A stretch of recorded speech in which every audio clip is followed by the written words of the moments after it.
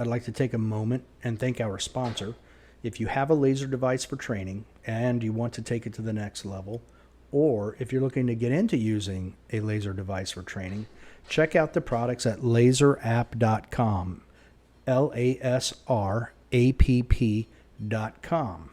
You can use code CSP2021 for 15% off the items you've selected. And thanks for checking them out.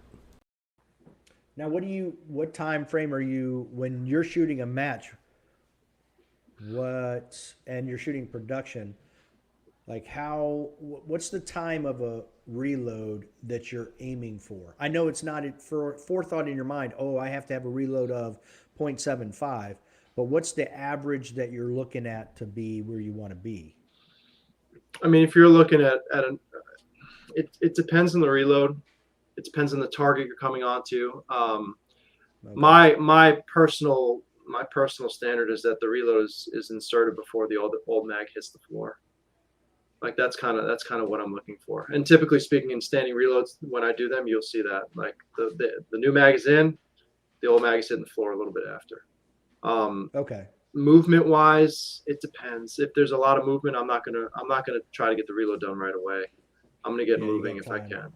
Yeah. So I had to fight myself to not want to just slam a reload in fast and then start running, because you want to be the cool reload guy, right? You got to be the cool reload guy. So I had to learn like, hey, no, I don't have to be the cool reload guy. I have to actually be the best shooter, right? Reloads look awesome on Instagram, but they don't win matches. They're not going to. Leo, correct me if I'm wrong. I think it was the Williams sisters who say they do the Eric Griffel, or they use his philosophy where they will initiate during a movement. If they're moving from one place to another and reloading during that time, they will initiate the reload before they go. Because I guess his philosophy is you want to be done with your reload so you can move and then be ready to go when you get there. That sounds correct. It sounds right. Do you have any type of philosophy on when So- to reload during? So I subscribe more to the PSTG style, like Ben and Kim. They talk about if it's a 1-2 step reload, you have to prioritize the reload, right? There's no reason to get somewhere fast if your reload is if you're just making the reload distance more of a standing reload, right? So you have to focus on that, right? The reload has to be done as soon as you can get it done, and the movement could just be casual. You barely even have to move. Like you can get to the point where the mag is ready to be inserted, and then you take your steps as soon as you're inserting the mag. In that case, right? Around 3 steps, 4 steps, like there's a blend. So it really depends on what target you're coming into, what kind of movement is required, right? How much do you need to move versus how much do you need to reload, right? Anything more like 5 steps or more, I want to be able to move as hard as I can. So typically for me, I'll start running and grab the mag, and then I'll try to be aware of when I need to have the mag inserted so that the next target is available, right? That's my philosophy, and JJ also kind of subscribes to that philosophy as well. Okay. All right. Yeah. I thought he was asking me, and I was like, nobody cares what I was like. I just put it in whenever it goes in. I knew it was coming. Yeah. I was waiting for the, but Yeah, there's a lot of prep there. Yeah. I was like, I don't really have any deep thoughts on it. I just put it in. I end up with 2 kids. Yeah, I was going to say that's what she said. That's what she said, Joe. Yeah. Now the last one I was going to say this one is impressive because it shows, or at least I think, something you hit on earlier. You were talking about, finding that sweet spot for you. Mm-hmm. And I think you sell it very well with this video showing a reload with 4 totally different guns and how it works for all of them. Mm-hmm. So there's no sound, so you can talk again. Yeah. And this was done. It was actually done by design. So if you notice that was the Atlas Nemesis, and that had the biggest magwell, right? So most people be like, oh, you reload the production gun, and then you reload the big magwell. Oh yeah, that's the easy one. So I purposely did it backwards. So this one has the tactical magwell, which is the one that I actually prefer, the small magwell. That was the Titan that I was shooting there, right? And then I went into the Shadow 2, which was the gun that I was training with most of the time, right? And there's a live fire one of this too, by the way, which is pretty cool also, right? Oh, okay. And I had a lot of people like, oh yeah, you should do the reload with the mag in the gun.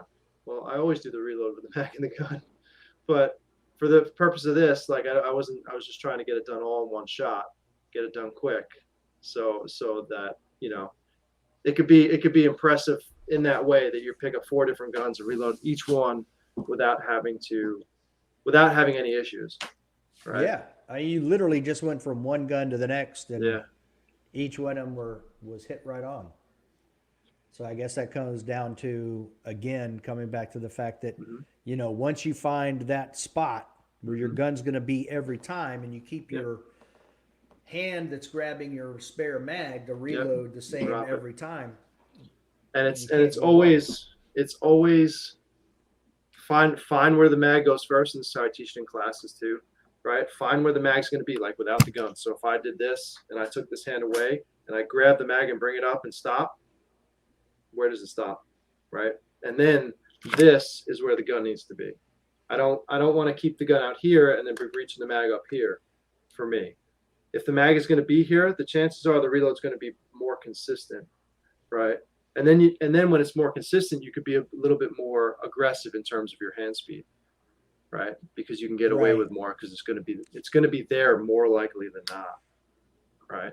Right. And that's the fun part. That's the fun part about it. And that's all the stuff that I learned. That little breakdown is awesome if you guys get a chance. It started with that, and it was like insert the mag to see how much effort it takes to seat the mag, right?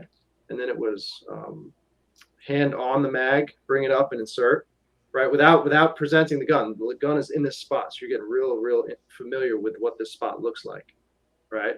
And then it was hand is up here, grab the mag, bring it up. So you're working on the grab part of it, right?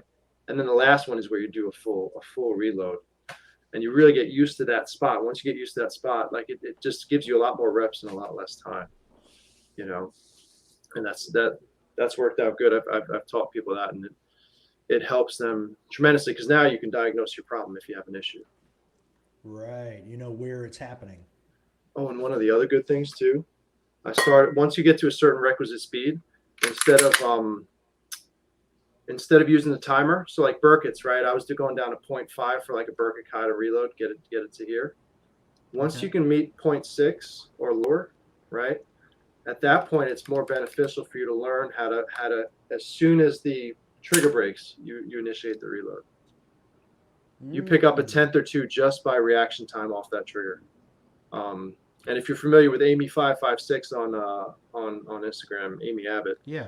I actually learned, because she was asking me about her 4 aces times, and I watched her video, and that's where I came up with that idea. Because I was watching her, and the gun was going up and coming down and going up and coming down, and then the reload was initiating. She was like at a 120 or something like that. And after learning how to respond off the trigger and not push the gun and follow through or return the gun back, she's down to I think she's gotten some sub 1 second reloads at this point. But she went down to like a 105 like within a week or two of doing it. It's pretty cool. Okay. Now, all right. So, but that brings up another question. I mean, she shoots a lot. Mm-hmm. She posts a lot of stuff, so she's always shooting. Mm-hmm.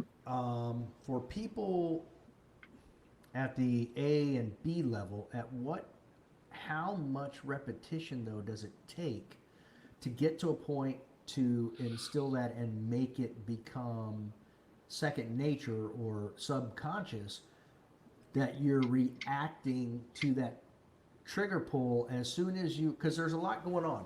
So you're pulling your trigger, and then you're hopefully calling your shot, and then immediately going, oh, I need to hit my mag release and go for my mag at the same time. I mean, that's a lot of stuff happening in literally hundreds of seconds. And where that repetition really comes in is more in dry fire.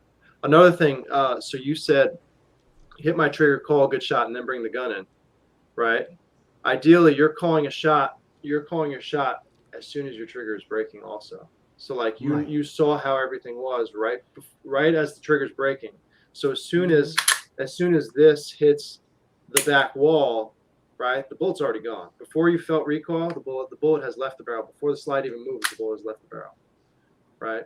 So once you understand that, and the way that you can practice that, right, is by literally, so from a transitional standpoint, if you started on target and you wait for the beep, and as soon as the beep goes off, you try to press the trigger and yank the gun off target, you'll find it's a lot harder to do than you think.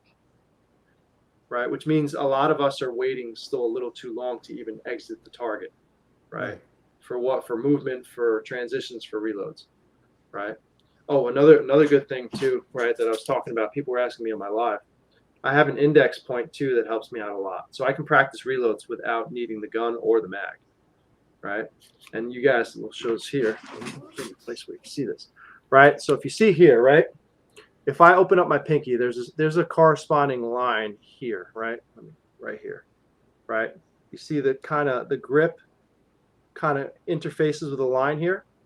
Yeah. Now, if I take that, and I'll put this a little backwards, right? But I put my index finger here, right? Properly indexed, right? This index finger touches a line on my pinky.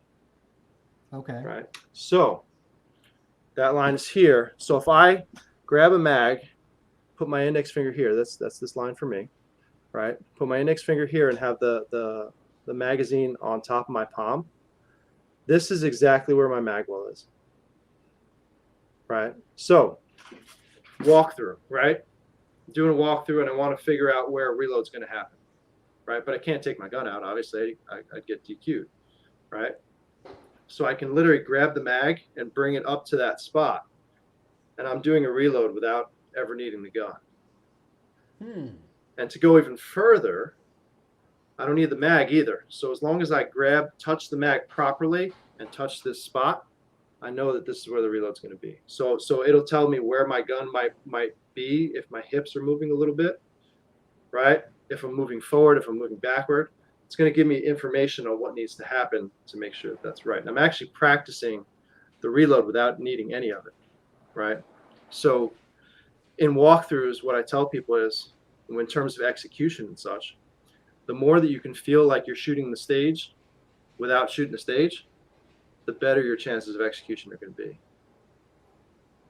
And that's how I look at it. I'm always trying to think of ways that are going to link what I'm doing to what I'm actually going to be doing, right? So like even with my walkthrough grip, right? I get my normal grip, I grip as hard as I can with this hand, right? This is my trigger, right? My thumb is my trigger. I got this from JJ, right? And my other thumb is my sight. And what I actually do is I actually even take like a little Sharpie and I put a little dot on my thumb. So now every target that I'm going through in a walkthrough, I'm actually working my finger as I would as if I were shooting it, how I intend to shoot it.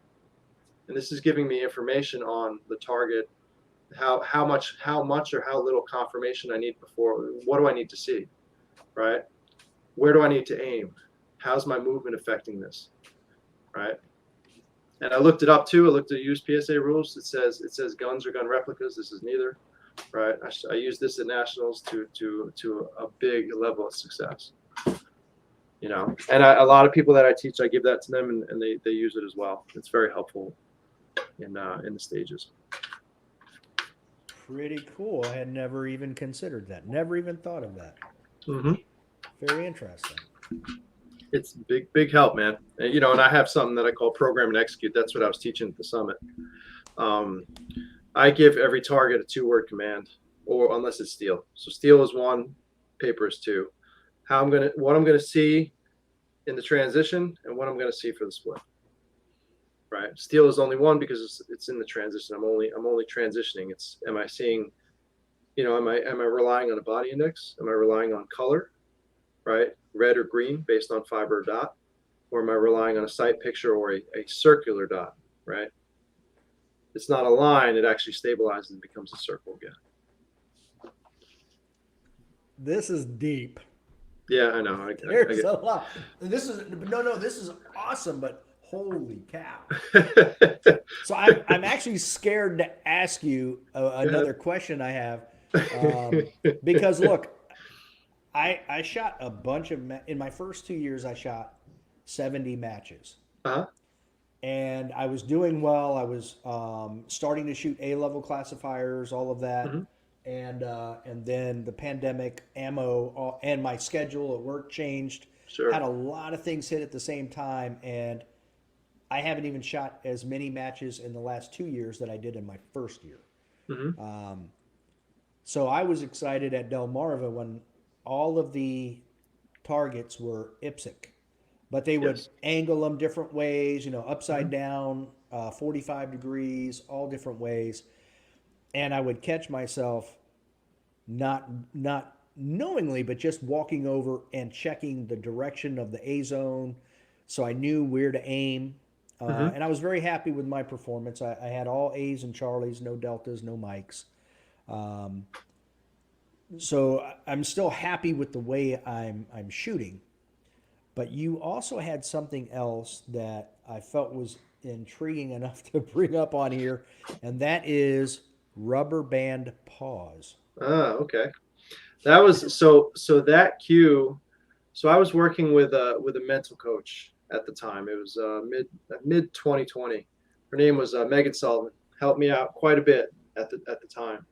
Um, and she had told me to come up with cues, right? Cues that cause me to do whatever it is that I'm intending to do. So rubber band pause was my reload sequence, um, in terms of words. So the rubber band part is essentially, if you think about like an outstretched rubber band that you're going to send at your friend, that's what's happening when you're in your grip, right?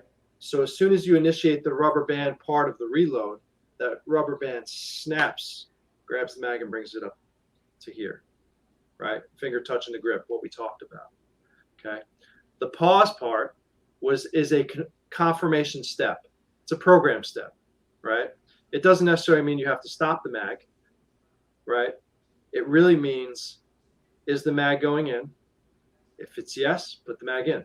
You don't need to wait. What a lot of people do by doing Burkitts is they stop here and then they create this stop forever, right? They never get past over confirming the mag. So in my case, I didn't like that. So the pause was just that program step. Is it going in? Yes. Insert the mag, right? Is it going in? No. Put it where, adjust it and put it in, right? Now, it in my case, it might look like I'm throwing the mag in the gun, but if you watch like my slow motion reload, so I had a 4 aces reel, my first reel, you actually see it comes up, and if there's a point here, it actually relaxes and almost stops. But once I knew it was in, goes right in, right back on target. That's how that worked, and that's how I taught it for a bit, you know. Okay. And it was I don't use that cue anymore because now I have the physical elements, right? The more senses we can involve in our walkthrough, and the more we can feel like we're actually doing it, the better it's going to be. So that's where I do this thing now. So it's the same cue, it's only just I'm doing it physically instead of thinking the words in my head. Right, it's through feel, yeah. Right. Okay. And it allows me to focus consciously on other things versus this, right? So there comes a time where you outgrow these cues because now it's just so subconscious that you're automatically going to do it, and now you can focus your attention on other more relevant cues that are going to help you. Okay. Deep. I know. I go. That's good though. That's awesome information. Yeah. Because I wanted to get into Dr. Sullivan Yes. next. Because Absolutely. I actually went to her website after seeing some stuff on your Instagram. Mm-hmm. I have one last video I want to share because Absolutely. after all this talk of reloads and you showing the other reloads, I wanted to show people how fast your reloads are. I know where as you're you're going. using. Okay. And this was this was funny because I had just done like a gym session, and I was like, I just want to see how fast they are because it picks it up, right? So that like I didn't even put them. 0.67. Yeah, point 0.6, 0.61 or 0.63. I remember they were all like low 0.6s, and Yeah, then there that was was a one 6.1. Yeah. I think I had one where I bumped up a little bit trying to push a little speed, but I think I got a .5 something or yeah, 6.2. Wow. Yeah, that's a Yeah. 6.2. Yeah. Yeah. And then I pushed it I'd pushed it a little faster at that point. I think I got to like a 5.5 or something like that, but I don't know if it was in that video. But Yeah, your first one, cold, was a yeah. 6.7. That was your slow Yeah. one. Yeah. Yeah. That's still fast as all get And out. that, like I said, there's no inner belt on there either. So like the belt wants to like move all Oh, around you're too. kidding me. I was in sweatpants. Sweatpants. I had deadlift shoes on also because I was like, let me just see because I want to see because this timer will register it. So yeah, let's give it a go and see what happens. What is that timer, by the way? That was the Shooters Global timer. Their smart Okay. timer. Great timer. They had originally sent it to me for before nationals in 2020. They actually sponsored my national slot, which was really kind of them. Oh, Um, wow. yeah.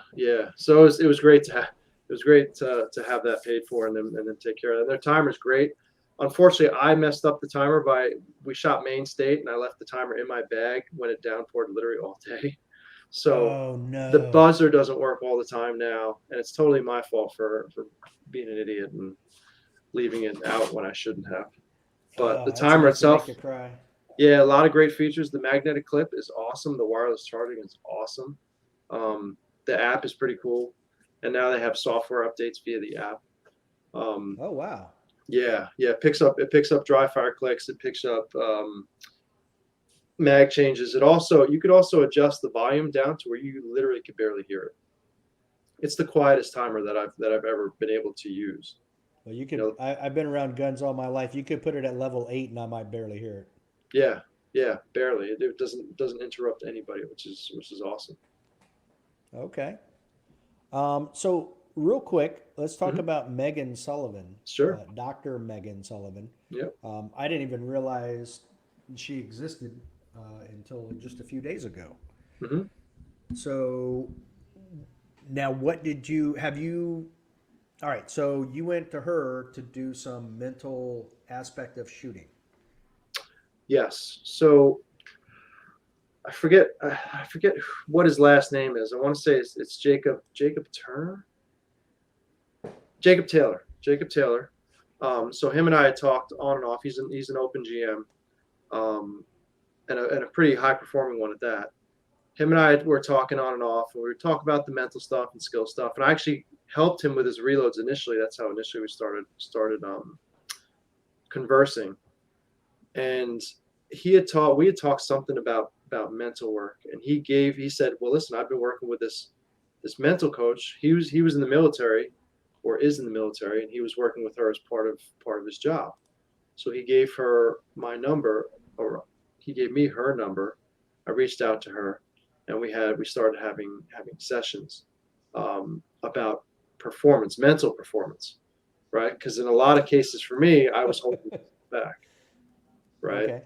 You know, Not sexual performance, just no, mental I'm performance. okay there. I All mean, right, good. at least my fiance doesn't complain. So All right, so good. we're good. Excellent.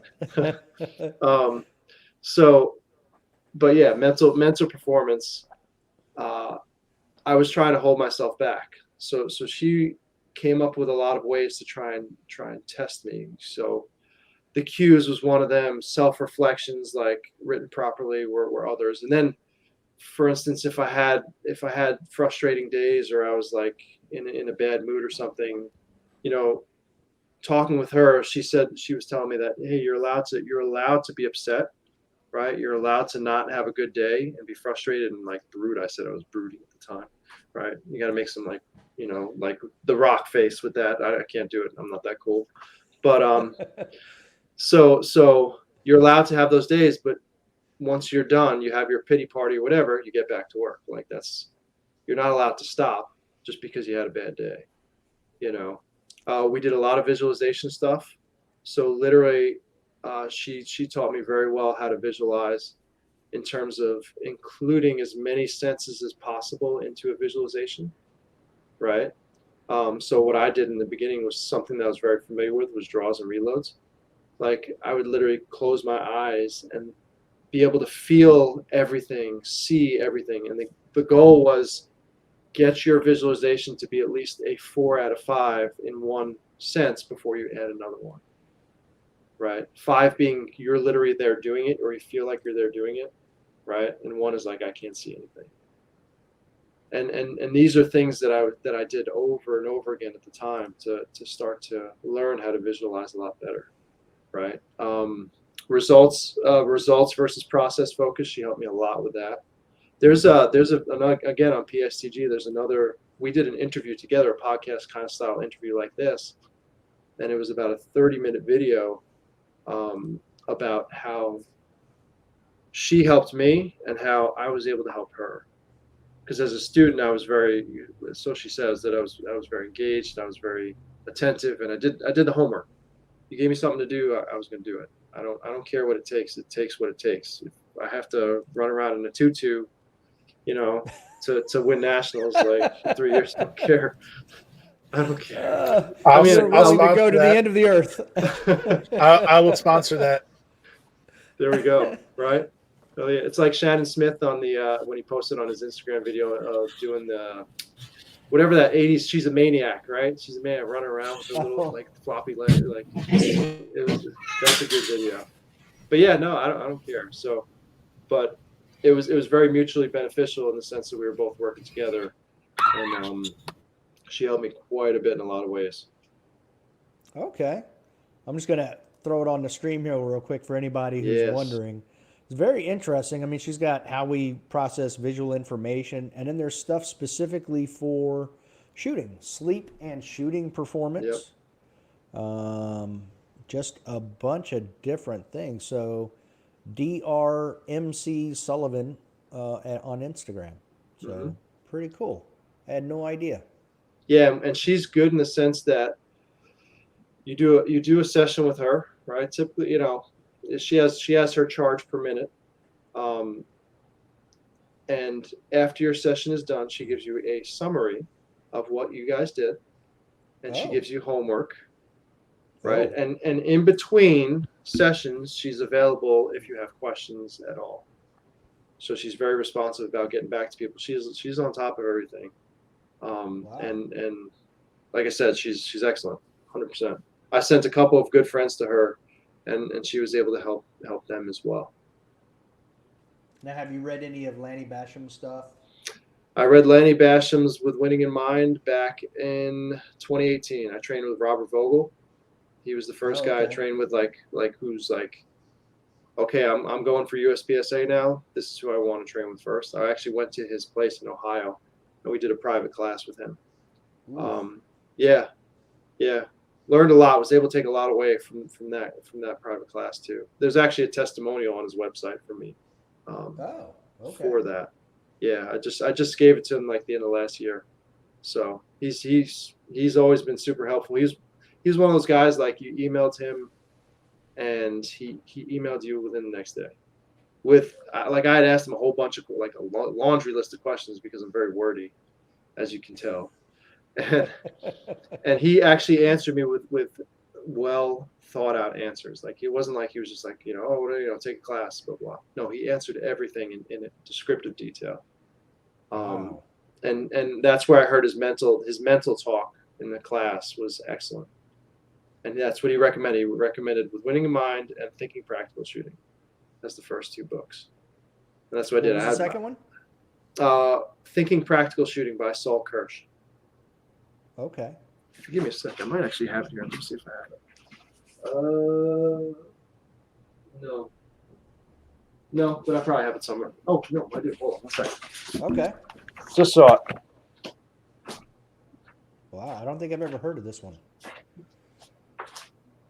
Oh, there it is. Thinking Practical Shooting. So you guys can see that there. Let me put this back on. Yeah, that looks pretty cool. This was a very good book too. Is that like a genderless person on the cover there? I guess so. It's like some iRobot shit. Yeah, for sure. I think he's got a mustache.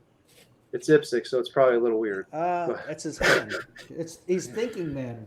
Yeah. Sitting there. Okay. This was a good book too. I wrote my directive affirmation shortly after that. I read it for a long while every day. right? Until I didn't need to read it because I knew it was going to happen. You know? And then when I did that, now I changed it to the next thing. Okay. You know, Do I you write like use whole a outlines. do you use a journal? Or I have you? use yes, so I didn't do it, and then I did do it, and then last June I finally got back to it fully. So I have a Word document that I fill out every day with every training session, every match. Um, it is now since mid-June. It's about 120 pages, and it's like 49,000 words at this point. Woo. Yeah, so it's every session, and what I do, I've renamed the categories for myself. So instead of what was good, it's great. What was great, right? Because from Tim Grover's book, what you learn is I don't want to be good. I want to be great. So no matter what, like when someone asks you how you're doing, you try to say great, amazing, this and that. Um, whether or not you feel that way about that at that time, it's not for them. It's for you, right? If Right. it's not, Right. I actually asked him this, and he said, if your day is not going great, what do you need to do to get it closer to be that? And that's where like I have alarms that go off, and my 8 o'clock alarm is make today great, right? But anyway, going back to the reflection, great. What was great? And this is for Megan also. Anything that you write down has to be supported by what made it great. I can't just say, "Hey, transitions were awesome today. Let's just move on." You have Okay. to say transitions were great today because my vision was moving to the right spot. My vision was exiting appropriately and very fast, right? My shoulders weren't tensing up, so the gun was coming in very precisely. Things like that, right? That then there's instead of what I'm looking for a solution or needs work or improvement or whatever, it's develop or challenge, right? Develop is, hey, this skill wasn't where it needed to be. Let's develop it. Let's continue to Mm. grow it. Challenge is, this is something I already do well. Let's figure out how to take it to the next level, right? Okay. And then the last part is how to. And anything you listed in the developer challenge area has to be, you have to put an action item to it, Okay. right? So usually developer challenge, I keep like 2 or 3 things. I don't, you can't put 10 things because you can't, if you're working on 10 things, you're working on nothing, right? Right. It's got to be like 2 things, like two things you could actually focus on, you know, otherwise it doesn't work, right? The great side can have more because you're trying to reinforce, hey, I'm pretty good at this thing, you know, I'm becoming great at this thing, right? And for someone who struggles with belief in themselves, right, that's valuable information to have. That builds your experience library, as Megan would say, you know, every time. Okay. Yeah, every time you build that, some people can let go quicker than others. I struggle with letting go. So it's always about, okay, this, I can do this, I can do this, I've done this, I can do that. And every time it's real and it's believable, right? That makes you more powerful. That also makes you more mentally tough because, hey, I can do this. I just have to stick to what I know how to do and just get out there and do it. Doesn't matter what Stick the to the results are. process. Right. Yeah. Yeah. Okay. Leo? I thought you Oh were gonna no, say I was something. gonna say for Dave it's a Rolodex, but no, there's a. It reminds me of. I'll have to send it to you. There's a of all people, Matthew McConaughey did a really good, um, like commencement speech or graduation speech at a college, and he talks about how the word unbelievable should be eliminated from the English language, because if you can do it, it's believable because you did it. So Yes. making those achievable goals, like, yes, it's kind of like you said, like you need to feel a little bit uncomfortable, you Mhm. know, every day you need to feel that a little bit of discomfort to make you push to that next goal. And like, I really like that. So, And every time so like it's a battle against yourself every day. And this is from like David Goggins' book, from all the things that he did, right? Every time you battle yourself and you win against yourself, you become that much stronger, that much tougher, right? So like I stretch at this point, I stretch 20, 30 minutes a day usually. And when I'm done with the timer, so I set a 2 minute timer, I stretch for 2 minutes, I rest for one, right? Do that 5 or 6 times for every stretch. And when the timer's done, I pull harder. I try to do more, and I monitor myself mentally.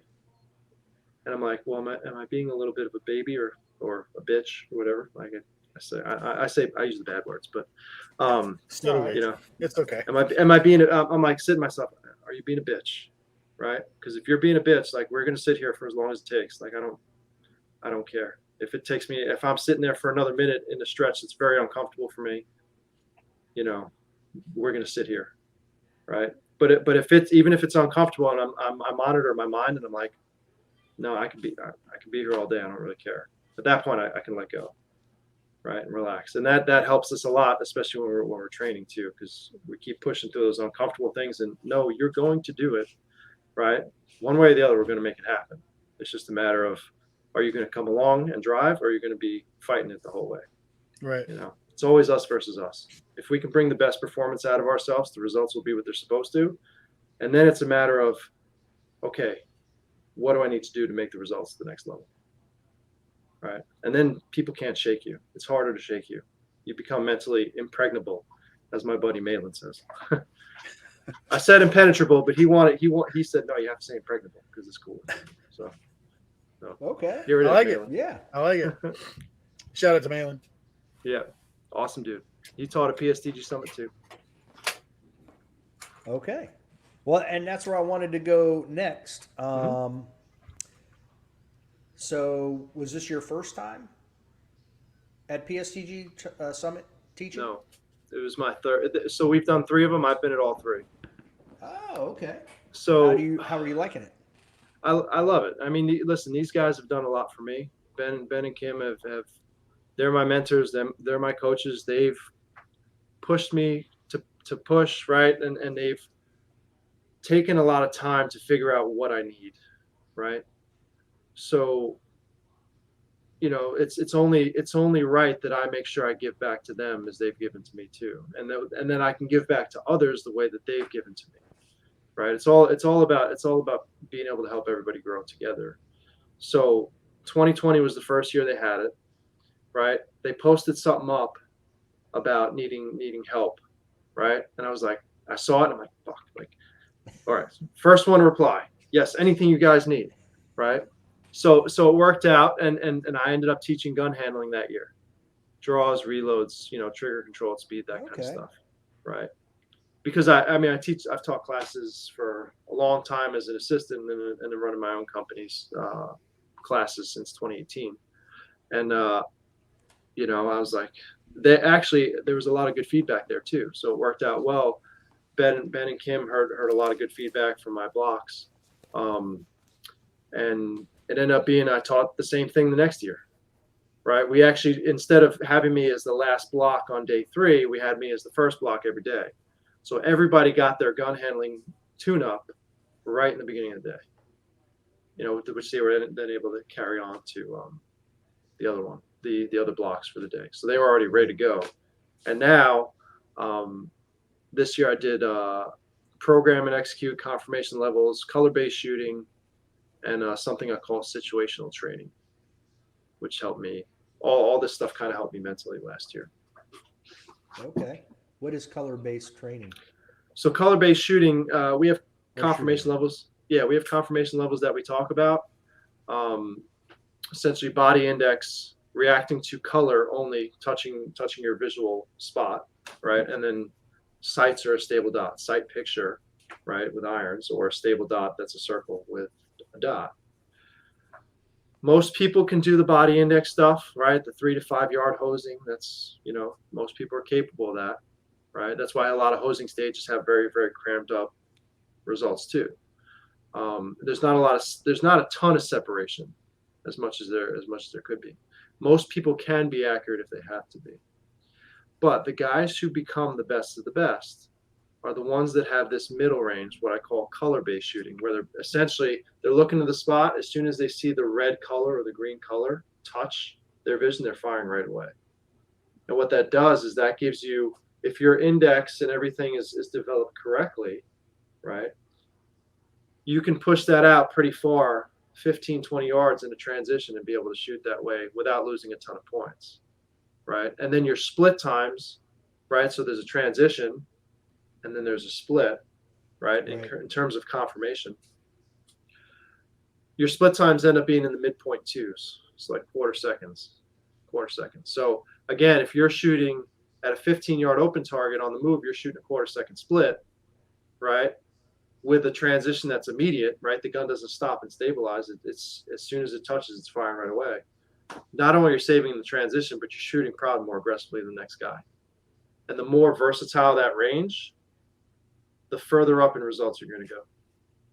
Yeah, I could see that. That could take a lot of time off your overall time on a stage. Without losing a lot of points in the process. Right. So that's what all the best guys are doing. Right? They're all, that middle range is their widest range compared to other people.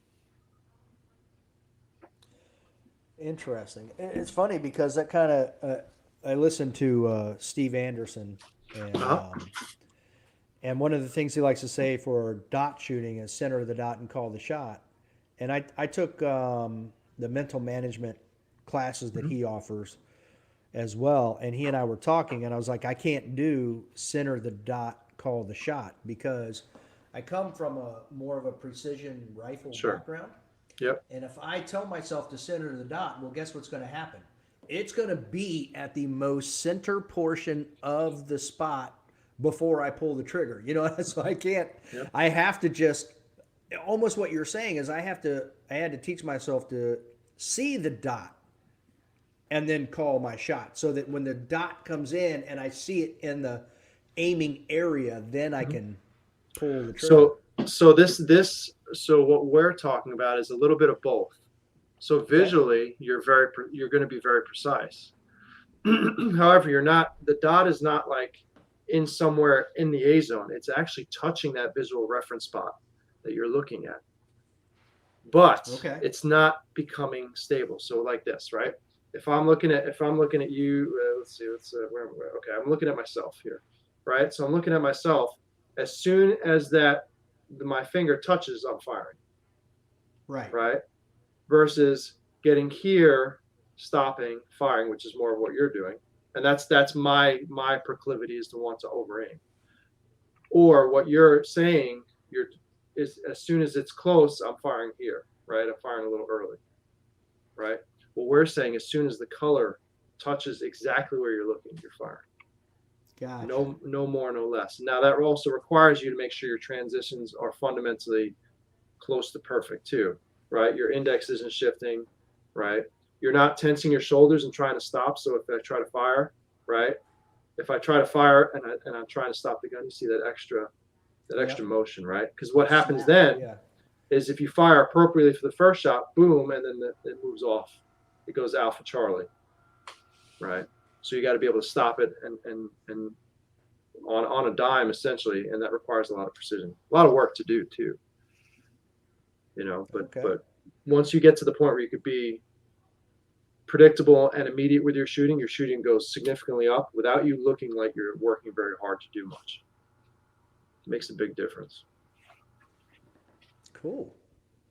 Now, it seems like too the more you teach there, the more they're giving you to teach and more advanced topics. Now, how much do you guys, the instructors, talk about advanced topics just amongst yourselves and pick each other's brains? Because I see that being a huge benefit too, you know? Oh yeah. So for me, you know, like I said, I mean, me and Kim talk twice a week at this point, 2-3 times, and it's always, you know, it's the usual, you know, it's the friend stuff. Hey, how's everything going? As you know, as your wife, so on and so forth, blah blah blah. But we mainly talk a lot about we're both the same kind of brain. So like our conversations are very very analytical, very detailed in our words. So like, you know, Ben is actually very very analytical and very precise with his words, but he doesn't say a lot. He says one sentence, right? And he does it well because it obviously gets the response that you're looking for. So like if I get a review from Ben on PSTG, Ben's review is 3 to 4 minutes. Kim's review is 10. Right. And it's Yeah. just how we pick things up. You know, so when Kim and I talk, it's a 45-minute conversation, and we're talking about, okay, well, this is what I did this time, you know, this day, and this is what we're working on, and this is what we have to look at with our vision, and you have to engage your glutes more and turn your knees out and this and that, like, you know, all these fine detail points. You know, so we're constantly talking. Him and I actually taught our block together, so we also get to choose what we do. Right. Oh. So I had chosen gun handling because, you know, my draws and reloads are known. They're well known. Right. So the idea was to give people the draws and reloads to get their gun handling developed, and then give them a 5-minute warm up that they can use for any dry fire, live fire, or match setting to get them ready to go to shoot live rounds from stage 1 without having to feel warmed up. You don't need to warm up. You can shoot right away. Right.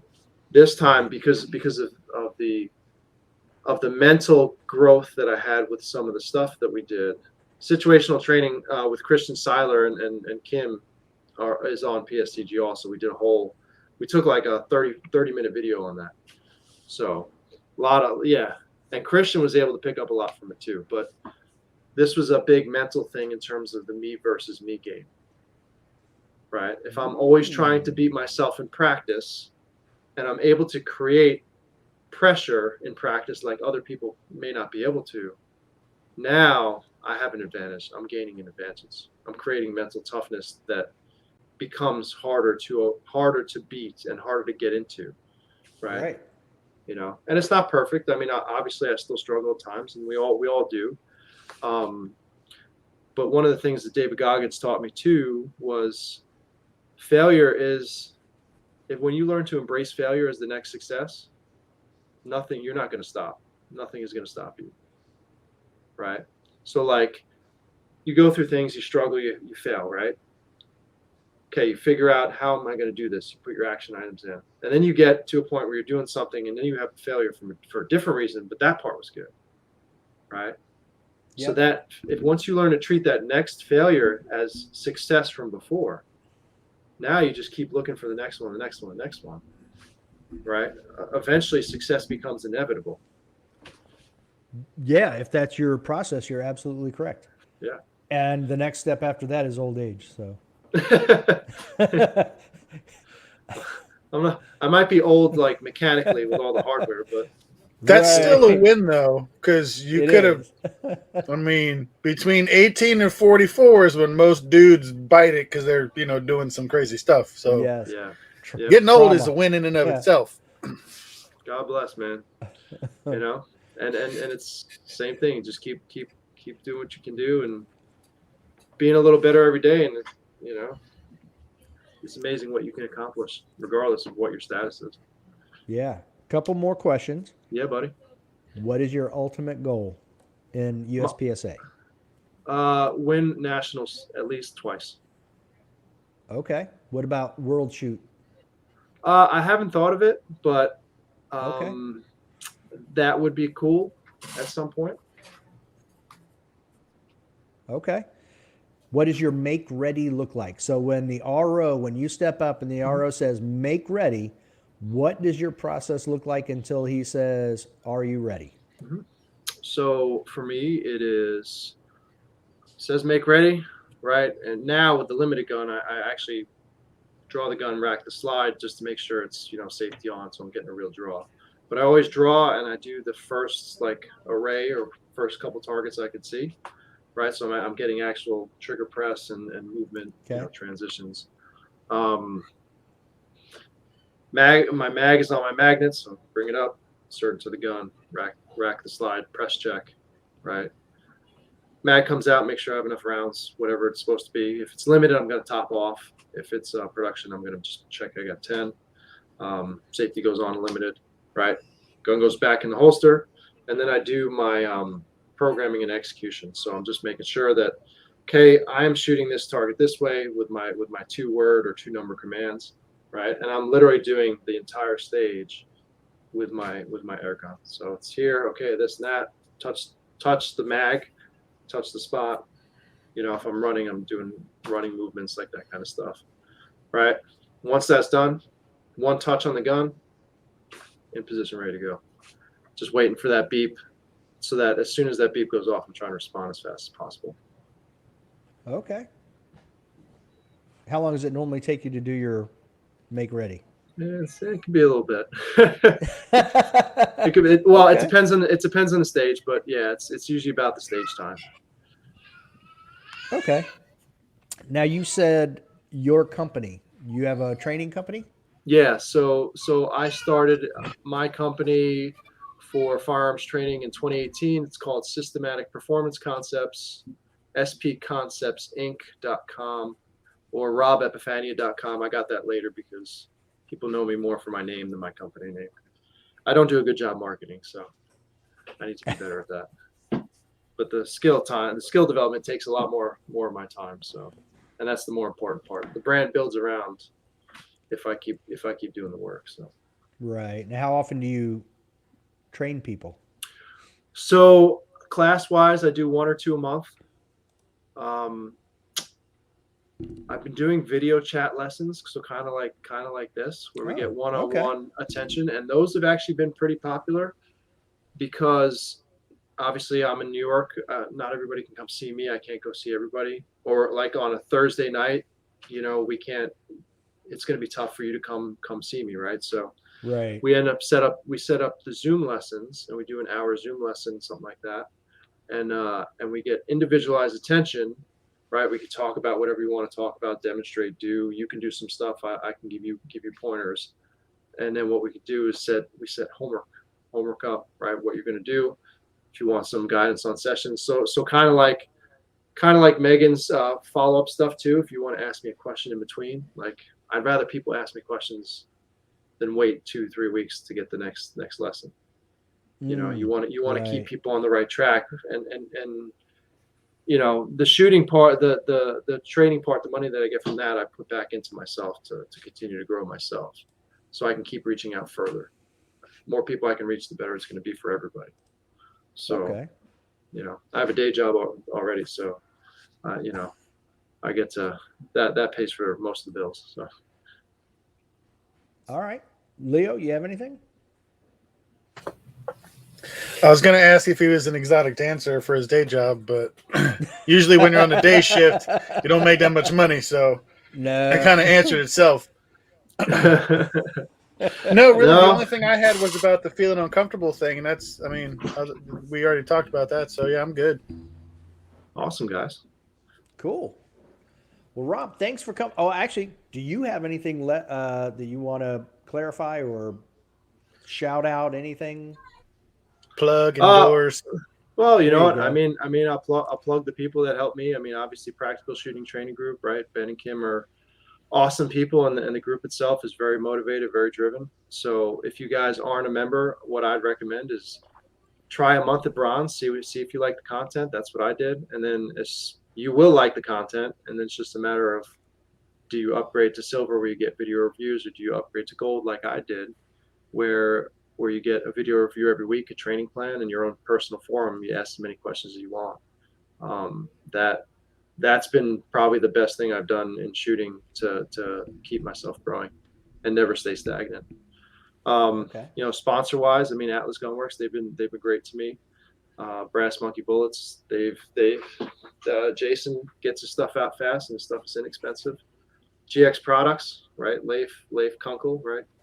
He his posters are excellent, and his service is great, and he's a great dude.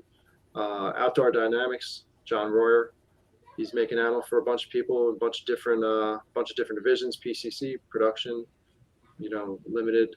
I've just been talking with Mason Lickfield of Gun Butter too. Been using that for my Atlas guns. Stuff stays How do where you it's like supposed to that? be. I actually like it a lot. So Okay. I was using Lucas before that, and what I find this does a little bit better is it's a little bit better lubricity, right? So Okay. it's a little Yeah. bit more slick, but it also retains better cold weather properties than Lucas. Lucas tends to feel a little sluggish in time, I right? So actually this, went to their website because I saw something on your Instagram and I yeah, love the range of temperature that it works. yes. Now, I can't verify that. I've only shot it down to the teens, so Okay. I'm not crazy or in That's Alaska still pretty or something good, like though. that. Yeah. I gotcha. So yeah, and you know, I'm probably forgetting somebody, but again, everybody that's helped me get to where I'm at, and everybody that I get to interact with, happy to be a part of it, and happy to have you guys to support, and happy to, you know, to support you guys in any way I can, for sure. Awesome.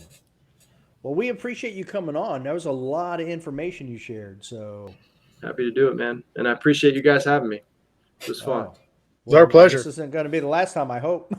Well, listen, if you guys want me on again, you just give me a heads up, and I am happy to be back. Done. Awesome. Well, thanks, Rob. And thank you guys. Appreciate your time. Until next time. Don't be a little bitch. Yeah.